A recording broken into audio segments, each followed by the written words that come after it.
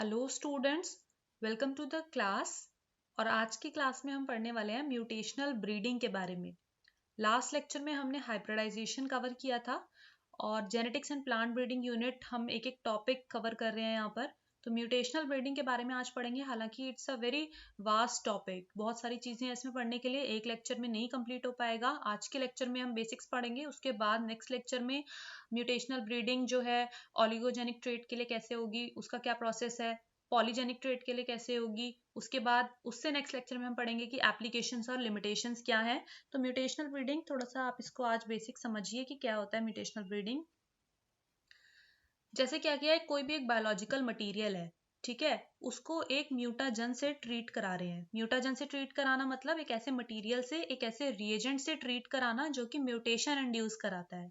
तो उस प्रोसेस को बोलते हैं म्यूटाजेनेसिस। म्यूटा मतलब म्यूटेशन और जेनेसिस मतलब इंड्यूस कराना। म्यूटेशन इंड्यूस कराना किसी भी बायोलॉजिकल मटेरियल में, उसको म्यूटाजेनेसिस कहते हैं।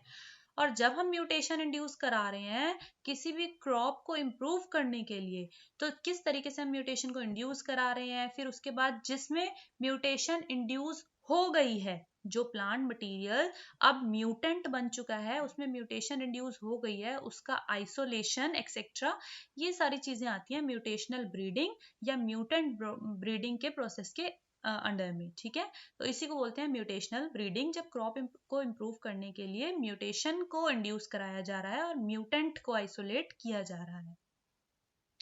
आप समझ रहे हैं ना, म्यूटेंट वो है जिसके अंदर म्यूटेशन हो चुकी है, और म्यूटाजन क्या है, जो कि रिएजेंट म्यूटेशन कॉज करा रहा है।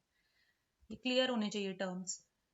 बहुत सारे स्टेप्स इन्वॉल्व होते हैं म्यूटेशनल ब्रीडिंग में। सबसे पहले ऑब्जेक्टिव ऑफ द प्रोग्राम, क्या ऑब्जेक्टिव है, म्यूटेशन आप कॉज करा रहे हैं किसी भी क्रॉप को इम्प्रूव करने के लिए, पर उसका क्या क्लियर कट ऑब्जेक्टिव है, क्या कैरेक्टर्स आपको चाहिए एट द एंड, क्यों वो म्यूटेशनल ब्रीडिंग कराई जा रही है।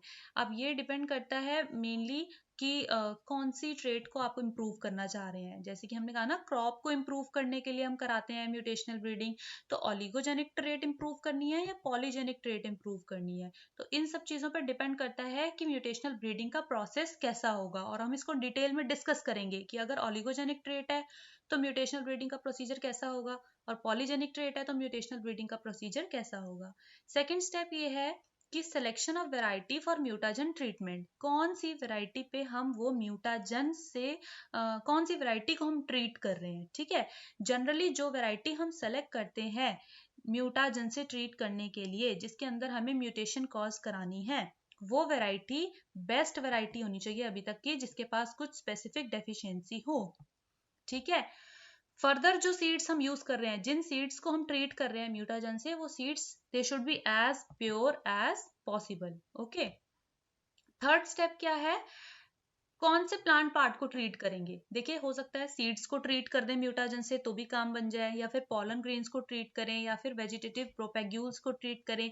अब किस पर डिपेंड करती है ये चीज डिपेंड करती है, एक तो कौन सा म्यूटाजन आप यूज कर रहे हैं म्यूटेशनल ब्रीडिंग कराने के लिए, म्यूटेशन को इंड्यूस कराने के लिए। सेकेंड थिंग, जो प्लांट को जिस प्लांट में म्यूटेशन इंड्यूस करा रहे हैं, वो प्लांट कैसा है, वो सेक्सुअली रिप्रोड्यूस होता है या फिर एसेक्सुअली। अगर एसेक्सुअली होता है तो फिर तो वेजिटेटिव पार्ट्स को हम म्यूटाजन से ट्रीट करा सकते हैं, अदरवाइज सीड्स और पॉलन ग्रेन्स को ट्रीट कराना पड़ेगा बाय म्यूटाजन।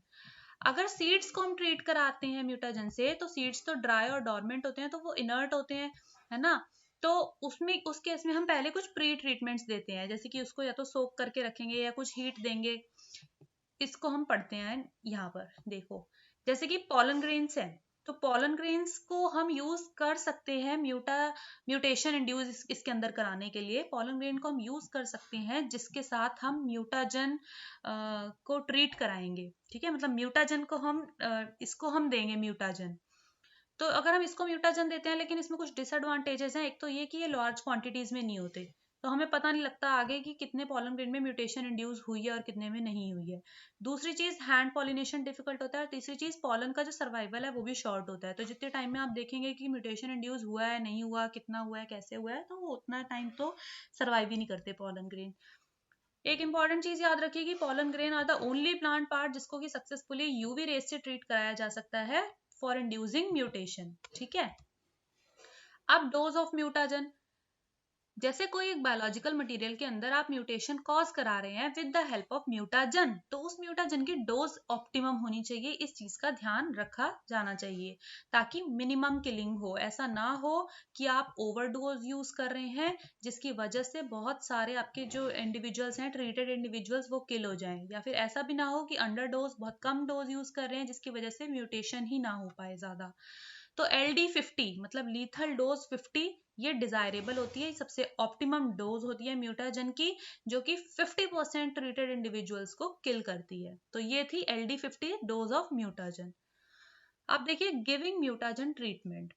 जब सेलेक्टेड प्लांट पार्ट जो आपके पास है, ठीक है, उसको आपने म्यूटाजन की डोज देनी है। जैसे एक प्लांट का पार्ट आपने सेलेक्ट किया, उसको आपने म्यूटाजन देना है ताकि उस प्लांट के पार्ट में म्यूटेशन आ जाए। तो अगर आप रेडिएशन, म्यूटाजन तो कुछ भी हो सकता है ना, म्यूटाजन मतलब एक ऐसा एजेंट जो कि म्यूटेशन कॉज कर रहा है, और अगर ये एजेंट है रेडिएशंस, अगर आप रेडिएशंस दे रहे हैं, तो जो प्लांट पार्ट को आपने ट्रीट किया, उस प्लांट पार्ट को फिर ट्रीट करने के बाद इमीडिएटली उसकी प्लांटिंग करनी है ताकि M1 प्लांट बन जाए, यानी कि जो म्यूटेंट 1 जनरेशन, ठीक है।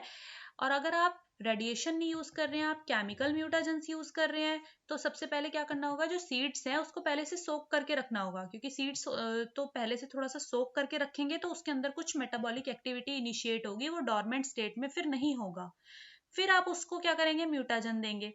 फिर म्यूटाजन देने के बाद जब आपने म्यूटाजन से ट्रीट करा दिया, रनिंग वाटर के अंदर उस सीड को आप वॉश करेंगे फॉर अबाउट 4 आवर्स, ताकि जो म्यूटाजन उसके सरफेस पे लगा था वो म्यूटाजन रिमूव हो जाए।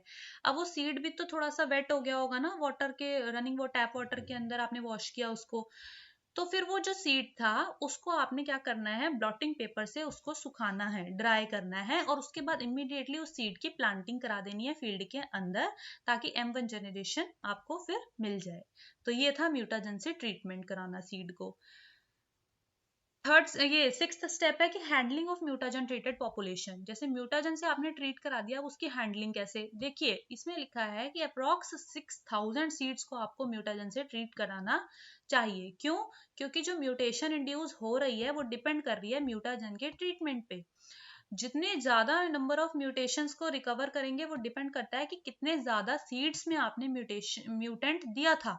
अगर ज्यादा नंबर ऑफ सीड्स को आपने म्यूटाजन से ट्रीट कराया था तो ज्यादा म्यूटेशन इंड्यूस हो जाएगी, मतलब ज्यादा नंबर ऑफ सीड्स में इंड्यूस होगी, है ना। और तो इस वजह से डिपेंड करता है, इस वजह से कहा जाता है कि एज मैनी एज 6000 सीड्स में, मतलब ऐसा बोला गया है, इसमें एस्टिमेट किया गया है कि ट्रीट कराना चाहिए ताकि इजिली इवेलुएट कर सकें।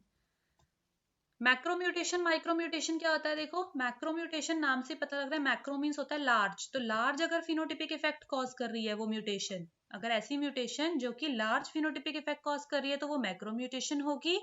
और अदरवाइज तो ये जो माइक्रोम्यूटेशन है ये M2 जनरेशन में आप इजिली सेलेक्ट कर सकते हैं इन मैक्रोम्यूटेशंस को, ठीक है।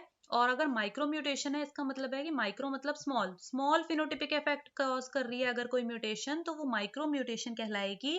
और इसका इफेक्ट आप किसी एक इंडिविजुअल में नहीं देख सकते, आपको ग्रुप ऑफ प्लांट्स में माइक्रोम्यूटेशन का इफेक्ट दिखाई देगा। एक इंडिविजुअल में आपको माइक्रोम्यूटेशन का इफेक्ट नहीं दिखाई देता, can't be recognised in individual plant, ठीक है। और M2 या M1 जनरेशन मतलब में नहीं दिखती, M3 जनरेशन तक का वेट करना पड़ता है, या फिर उसके आगे की जनरेशन में इसका इफेक्ट देखने को मिलता है। यहाँ पर हमने देखा है, नेक्स्ट लेक्चर में हम देखेंगे mutational breeding for the oligogenic trait and polygenic trait, और डायरेक्ट म्यूटाजेनेसिस भी, ठीक है। Stay tuned with class, thank you.